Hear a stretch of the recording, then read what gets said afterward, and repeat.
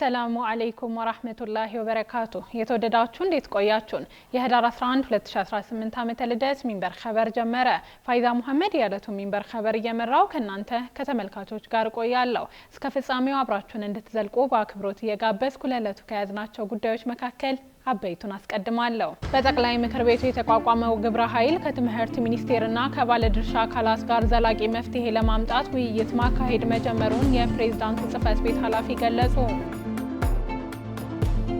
የኢትዮጵያ ኢንቨስትመንት ሆልዲንግስ የመማሪያ መጽሐፍት የሚያትም ድርጅት በሽርክና ሊያቋቁም ነው ሜታ ኩባንያ አውስትራሊያ ያጸደቀችውን ከ16 ዓመት በታች የሆኑ ታዳጊዎችን ከማህበራዊ ሚዲያ የሚያግደው ህግ ተግባራዊ ሊደረግ ነው የሚሉት የሚንበር ኸበር አበይት ጉዳዮች ናቸው አብራችሁን እንድትቆዩ በድጋሚ እየጋበዝን ወደ ቀዳሚው ኸበር አልፋለሁ በጠቅላይ ምክር ቤቱ የተቋቋመው ግብረ ኃይል ከትምህርት ሚኒስቴርና ከባለድርሻ አካላት ጋር ዘላቂ መፍትሄ ለማምጣት ውይይት ማካሄድ መጀመሩን የፕሬዝዳንቱ ጽህፈት ቤት ኃላፊ ገለጹ የኢትዮጵያ እስልምና ጉዳዮች ጠቅላይ ምክር ቤት ፕሬዝዳንት ጽህፈት ቤት ኃላፊ ኡስታዝ አቡበከር አህመድ በጠቅላይ ምክር ቤቱ የተቋቋመው ግብረ ኃይል ከትምህርት ሚኒስቴርና ከባለድርሻ አካላት ጋር ዘላቂ መፍትሄ ለማምጣት ውይይት ማካሄድ መጀመሩን ገልጸዋል እንደ ጽህፈት ቤት ኃላፊው ከሆነ ይህ ግብረ ኃይል ከኢፌዴሪ ትምህርት ሚኒስቴርና ከሚመለከታቸው ባለድርሻ አካላት ጋር የመጀመሪያውን ጥልቅ ውይይት ያካሄደ ሲሆን ችግሩን በዘላቂነት መፍትሄ እንዲያገኝ ሊሰሩ በሚገባቸው ስራዎች ላይ አቅጣጫ አስቀምጠዋል ይሁን እንጂ ዝርዝር ጉዳዮችን አላብራሩም ጠቅላይ ምክር ቤቱ ሙስሊሙን የሚመለከቱ ችግሮችን ከስር መሰረታቸው ለመፍታት 17 አባላት ያሉት ኮሚቴ ማቋቋሙን ያሳወቀው ማክሰኞ ህዳር 9 2018 በተሰጠ መግለጫ ነው በጠቅላይ ምክር ቤቱ ፕሬዝዳንት ሼክ ሀጂ ኢብራሂም ቱፋ ከመጨረሻው ተከታትለው የሚያስጨርሱ የተባሉት 17 አባላት ከኡለማ ከህግ ባለሙያዎች ከማህበረሰብ ከሴቶችና ወጣቶችና ከመገናኛ ብዙሃን ባለሙያዎች የተወጣጡ መሆኑ ተገልጾ ነበር እንደ ምክር ቤቱ ከሆነ ለዚህ መነሻ የሆነው የትምህርት ሚኒስትሩ ፕሮፌሰር ብርሃኑ ነጋ ህዳር 2 2018 በአዳማ በተካሄደ ሀገራዊ የትምህርት ጉባኤ ላይ ያስተላለፉት ንግግር ነው በዚህ ንግግር በሂጃብም ሆነ በሰላት ጉዳይ ከመጅሊስ ኃላፊዎች ጋር መግባባት ላይ ተደርሷል ማለታቸውን የጠቀሰው ምክር ቤቱ እንደዚህ መባሉን ከእውነት የራቀ ነው ሲል አጣጥሎታል የትምህርት ሚኒስትሩ ከዚህ ቀደም በህዝብ ተወካዮች ምክር ቤት ፊት ቀርበው በተለይ ከሂጃብና ኒቃብ ጋር በተገናኘ ሚኒስትር መስሪያ ቤታቸው ሂጃብን በትምህርት ቤቶች መፍቀዱን በመግለጽ የኒቃብ ጉዳይ ግን በሌላ መንገድ የሚታይ መሆኑን ገልጸዋል በዚህ ላይ ከመጅሊስ መሪዎች ጋር ተነጋግረን ተማምነናል ሲሉ ተደምጠዋል ማንንም ሂጃብ ለበሰ ተብሎ ትምህርት ቤት መከልከል አይችልም ኒቃብ is a different story ኒቃብ የተለየ ህፃናቶች ልጆች ባሉበት ትምህርት ቤት አንድ ሰው ፊት ተሸፍኖ በሚገባ ጊዜ የሴኩሪቲ ሪስክ አለው ከመጅሊስ ሰዎች ጋር ተሰብስበን ቁጭ ብለን ተነጋግረን ተማምነናል በኒቃብ ላይ የህግ ማስቀየር ካለበት እዚሁ ፓርላማ አምጥታችሁ ብታስቀይሩት ነገር ካለ ማስቀየር ነው እንጂ በየጊዜው ኢሹ የሆነ የግጭት ምንጭ መሆን የለበትም የጠቅላይ ምክር ቤቱ ፕሬዝዳንት ሀጂ ኢብራሂም ቱፋ ከሁለት ቀን በፊት በሰጡት መግለጫ ይህን ተቃውመዋል በነገራችን ላይ ንቃብና ሂጃብ ብሎ የሚለዩ ሰዎች አሉ ማን ነው የለየላቸው የቆኛ ድርሻ ነው የሂጃብ ነው የንቃብ ነው ሂጃብ ይፈቀዳል ንቃብ አይፈቀድም ማን ነው የለየላቸው ባለሙያ አለ የትኛው ሸሪዓ ፍርድ ቤት ነው የትኛው ደግሞ መጅልስ ነው ንቃብና ሂጃብ ለይተው የሰጣቸው በጠቅላይ ምክር ቤቱ የተቋቋመውን ግብረ ኃይል የአዲስ አበባ እስልምና ጉዳዮች ከፍተኛ ምክር ቤትን ጨምሮ የክልል ከፍተኛ የእስልምና ጉዳዮች ምክር ቤቶች እንደሚደግፉ አስታውቀዋል ከትምህርት ጋር በተገናኘ ሌላ ኸበር በትምህርት ቤቶች ዙሪያ አዋኪ ድምጽ አላቸው የተባሉ የስራ አይነቶች እንዲነሱ የሚያደርግ ረቂቅ ደንብ ተዘጋጀ ከድር ከማል የተዘጋጀውን ዝርዝር ያቀርበዋል በትምህርት ቤቶች ዙሪያ አዋኪ ድምጽ አላቸው የተባሉ የስራ አይነቶች እንዲነሱ የሚያደርግ ረቂቅ ደንብ ተዘጋጀ የትምህርት ሚኒስቴር በትምህርት ቤቶች ዙሪያ አዋኪ ድምጽ አላቸው የተባሉ የስራ አይነቶች እንዲነሱ የሚያደርግ ረቂቅ ደንብ ማዘጋጀቱን አስታውቋል በትምህርት ቤቶችና አካባቢ የትምህርት አዋኪ ጉዳዮችን ለመከላከልና ለመቆጣጠር ያወጣው ረቂቅ ደንብ በትምህርት ቤት ዙሪያ የመማር ማስተማሩን ሂደት ተጽዕኖ ያሳድራሉ ያላቸውን ጉዳዮች ዘርዝረዋል። በዚህም ወፍጮ ቤቶች፣ ገበያ፣ ብረታ ብረት ብየዳ ቤቶች፣ እንጨት መሰንጠቂያ ቤቶች፣ ገራዥ ቤቶች ያሉ ድርጅቶች መራቅ እንዳለባቸው የትምህርት ሚኒስቴር ያዘጋጀው ረቂቅ ይገልጻል።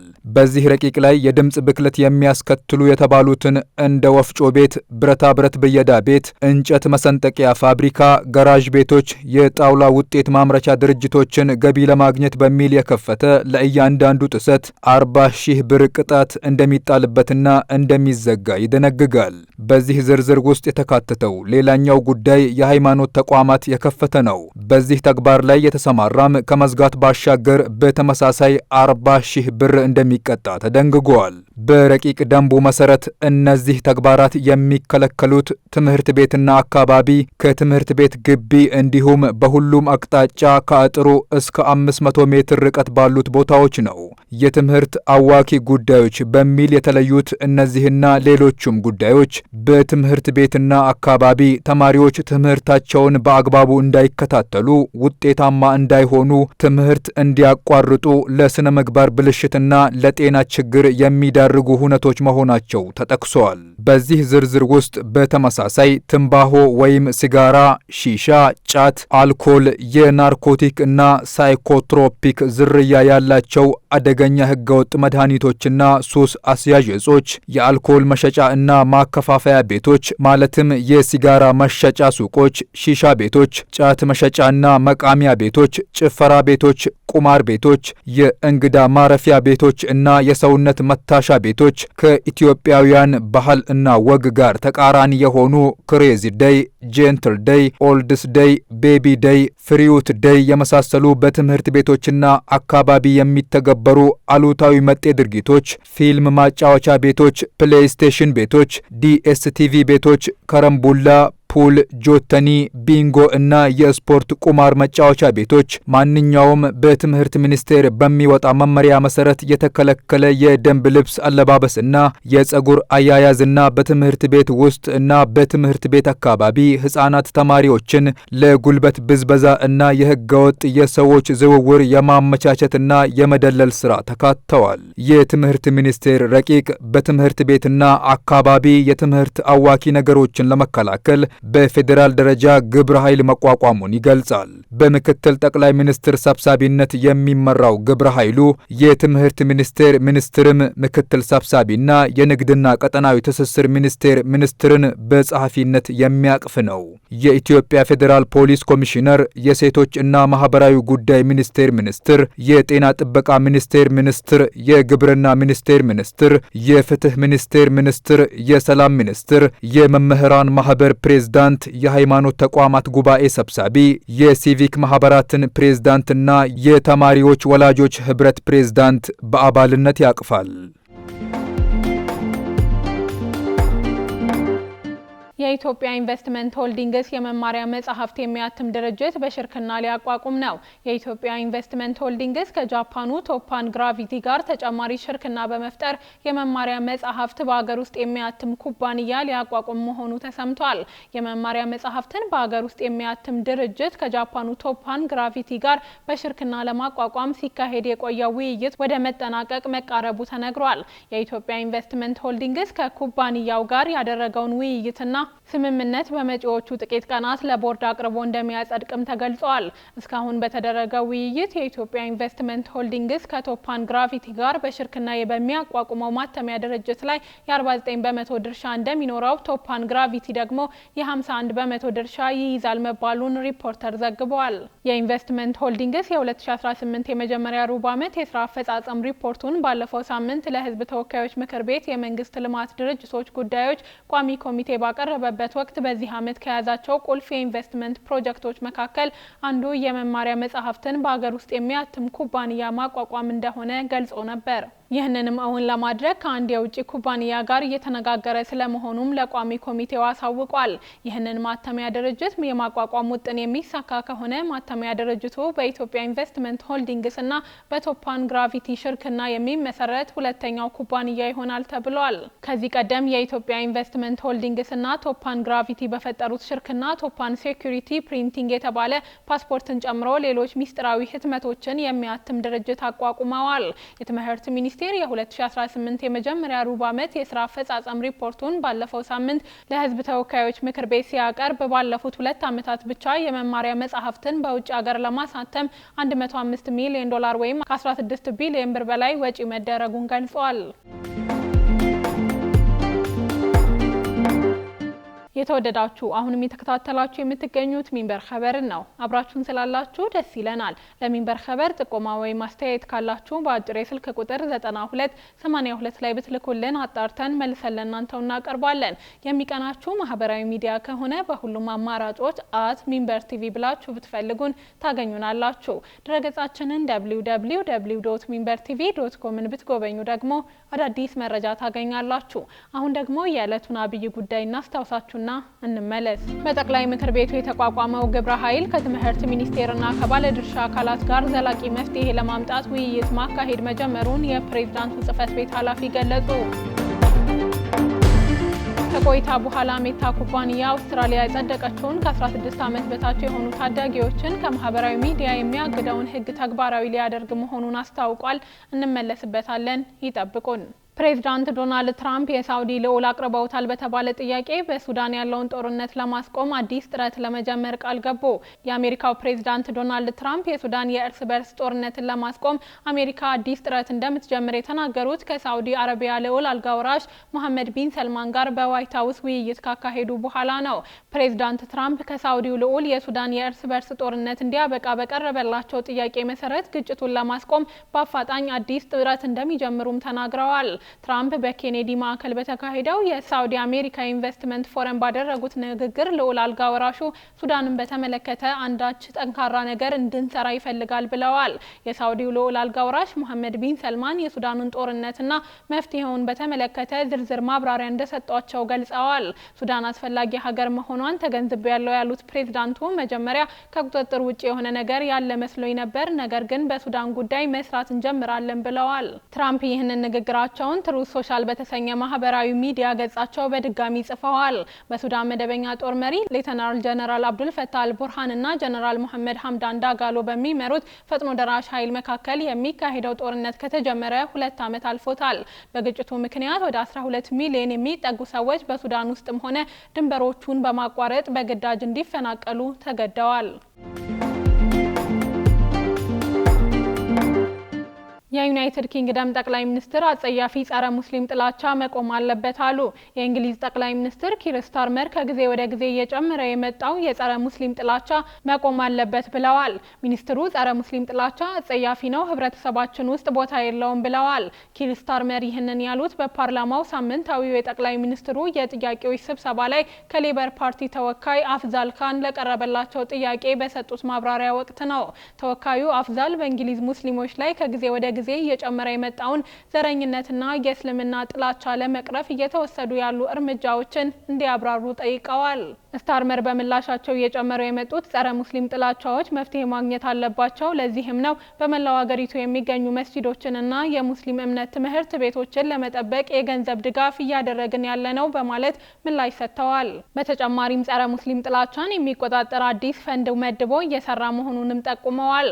መንግስታቸው ጸረ ሙስሊም ጥላቻን ለመቀነስ የግንዛቤ ማስጨበጫ ስራዎች ተጠናክረው እንደሚቀጥሉ አስታውቋል። አሜሪካ በጋዛ ይሰፍራል በተባለው ዓለም አቀፍ ጦር ውስጥ ተሳትፎ እንዲኖራት ለየመን ጥሪ ያቀረበች። አሜሪካ በጋዛ የሚሰፍረውን ዓለም አቀፍ የሰላም አስከባሪ ግብረ ኃይል እንድትቀላቀል ለየመን ጥያቄ ማቅረቧን የፈረንሳይ ዜና አገልግሎት 5 የየመን መንግስት የመረጃ ምንጮችን ጠቅሶ ዘግቧል። የትራምፕ አስተዳደር በጋዛ ለሚሰፍረው ዓለም አቀፍ የሰላም አስከባሪ ኃይል አስተዋጽኦ እንዲያደርግ መቀመጫውን ኤደን ያደረገውንና ዓለም አቀፍ እውቅና ያለውን የየመን መንግስት አነጋግሯል ተብሏል። በዘገባው በዋቢነት የተጠቀሱት ወታደራዊ ባለስልጣን በጋዛ በሚሰፍረው ዓለም አቀፉ የሰላም አስከባሪ ግብረ ኃይል ውስጥ የመን የሚኖራትን ተሳትፎ በተመለከተ አሜሪካኖች ጋር እየተነጋገርን ነበር፣ ነገር ግን እስካሁን ይፋዊ ምላሽ አላገኘንም ማለታቸው በዘገባው ተጠቅሷል። በዓለም አቀፍ ደረጃ እውቅና አለው የሚባለው የየመን መንግስት በተባበሩት መንግስታት ድርጅት ውክልና ቢኖረውም በየመን ያለው ስልጣን የተገደበ ነው።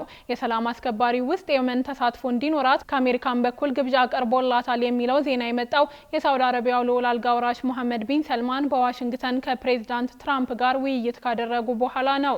ዘገባው ምናልባት በዓለም አቀፍ ደረጃ እውቅና ያለው የየመን መንግስት በሳውዲ አረቢያ በኩል የሚደረግለትን ድጋፍ ታሳቢ በማድረግ በጥምረቱ ሚና እንዲኖረው በመፈለግ ሊሆን እንደሚችል አመልክቷል። ትራምፕ ባለፈው ማክሰኞ ዕለት ለጋዜጠኞች በሰጡት ማብራሪያ ለጋዛ የመልሶ ግንባታ ከፍተኛውን ገንዘብ የምታዋጣው ሳውዲ አረቢያ መሆኗን በግልጽ ተናግረዋል። ከዚህ በተጨማሪም ሀገራቸው የአረብና የሙስሊም ሀገሮችን ያካተተ ዓለም አቀፍ የሰላም ግብረ ኃይል በጋዛ እንዲሰማራ ፍላጎት አላት። በትራምፕ የቀረበውና የጋዛ የሰላም እቅድን የሚደግፈው ባለ 20 ነጥብ የውሳኔ ሀሳብ ባለፈው ሰኞ በተባበሩት መንግስታት የጸጥታው ምክር ቤት ከጸደቀ በኋላ ቱርክና ኢንዶኔዥያን ጨምሮ በርካታ ሀገራት ወታደሮቻቸውን ወደ ጋዛ ለመላክ ዝግጅት አድርገዋል ተብሏል። ሜታ አውስትራሊያ ያጸደቀችውን ከ16 ዓመት በታች የሆኑ ታዳጊዎችን ከማህበራዊ ሚዲያ የሚያግደውን ህግ ተግባራዊ ሊያደርግ ነው።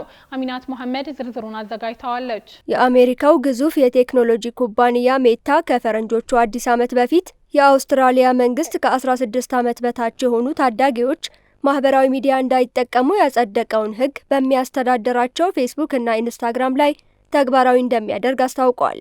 የአውስትራሊያ መንግስት ከታህሳስ ጀምሮ ተፈጻሚ የሚያደርገውን ይህን ህግ ያጸደቀው ባለፈው ዓመት ህዳር ወር ነበር። የሀገሪቱ ጠቅላይ ሚኒስትር አንቶኒ አልባኒዝ የማህበራዊ ሚዲያ ተጠቃሚዎችን ዕድሜ የሚያረጋግጠውን አሰራር መዘርጋት ያስፈለገው ታዳጊዎች ከእውናዊው ዓለም እየተነጠሉ በመሆኑ ነው ብለው ነበር። መድረኩ ከፍተኛ ጉዳት እያስከተለ እንደሚገኝ የገለጹት አንቶኒ አልባኒዝ የሚዲያ አማራጩ ህጻናትን ከእውናዊው ዓለም ከማቆራረጡ በተጨማሪ ከእውነተኛ ጓደኞቻቸው ጭምር እያራቀ እንደሚገኝም አስረድተዋል። አያይዘውም በማህበራዊ ሚዲያ ምክንያት ወላጆች ከፍተኛ ጭንቀት ውስጥ መግባታቸውንም ተናግረው ነበር። ሀገሪቱ ይህን ህግ ተፈጻሚ በማያደርጉ የማህበራዊ ሚዲያ ኩባንያዎች ላይ እስከ 32 ሚሊዮን የአሜሪካ ዶላር የሚደርስ ቅጣት ደንግጋለች። የቴክኖሎጂ ኩባንያው ለታዳጊ ተጠቃሚዎች በላከው ማሳወቂያ ከታህሳስ 4 ጀምሮ ፌስቡክ እና ኢንስታግራም መጠቀም እንደማይችሉ በመግለጽ አካውንታቸውም ለእነርሱም ሆነ ለሌላ ሰው እንዳይታይ እንደሚደረግ ገልጿል። ለመጠቀም ሙከራ የሚያደርግ ካለም አካውንቱ እንደሚታገድ ማስጠንቀቂያ ልኳል። ሜታ 16 ዓመት ሲሞላቸው እንደገና መጠቀም እንዲችሉ የማሳወቂያ መልእክት እንደሚልክ ጠቁሟል። ከፌስቡክ እና ኢንስታግራም በተጨማሪ የአውስትራሊያ መንግስት እንደ ቲክቶክ፣ ዩቲዩብ፣ ኤክስ፣ ስናፕቻት እንዲሁም ሌሎች የማህበራዊ ትስስር መተግበሪያዎች ላይ እግዱ ተግባራዊ እንደሚደረግ ገልጸዋል። ታዳጊዎችን ከማህበራዊ ሚዲያ ለማቀብ እድሜን የሚያረጋግጥ አሰራር በዘረጋችው አውስትራሊያ እድሜያቸው ከ13 እስከ 15 ያሉ ከ350 ሺህ በላይ የኢንስታግራም እና ከ150 ሺህ በላይ የፌስቡክ ተጠቃሚዎች መኖራቸውን የአልጀዚራ ዘገባ ያመለክታል። ሀገሪቱ በህዝብ ትምህርት ቤቶች ተማሪዎች ስማርት ስልኮችን እንዳይጠቀሙ እገዳ ከጣለች 2 ዓመት ተቆጥሯል። የህዝብ አስተያየት የሚሰበስበው ዩጎቭ ከዚህ ቀደም ይፋ ባደረገው የጥናት ውጤት መሰረት 61 በመቶ አውስትራሊያውያን ከ17 ዓመት በታች የሚገኙ ታዳጊዎች የማህበራዊ ሚዲያ እንዳይጠቀሙ እቀባ እንዲጣልባቸው ፍላጎት አላቸው። ሆኖም አንዳንድ በጉዳዩ ላይ ጥናት የሚሰሩ ተመራማሪዎች ታዳጊዎችን ከማህበራዊ ሚዲያ ሙሉ ለሙሉ ማቀብ ተዘዋዋሪ ጉዳት ሊያስከትል ይችላል የሚል መከራከሪያ ሲያቀርቡ ነበር። ውድ ተመልካቾች ለዛሬ ያዘጋጀነው የሚንበር ኸበር በዚሁ ተጠናቀቀ። ፋይዛ መሐመድ አብሬያችሁ ቆየሁ። ወሰላሙ አለይኩም ወራህመቱላሂ ወበረካቱ።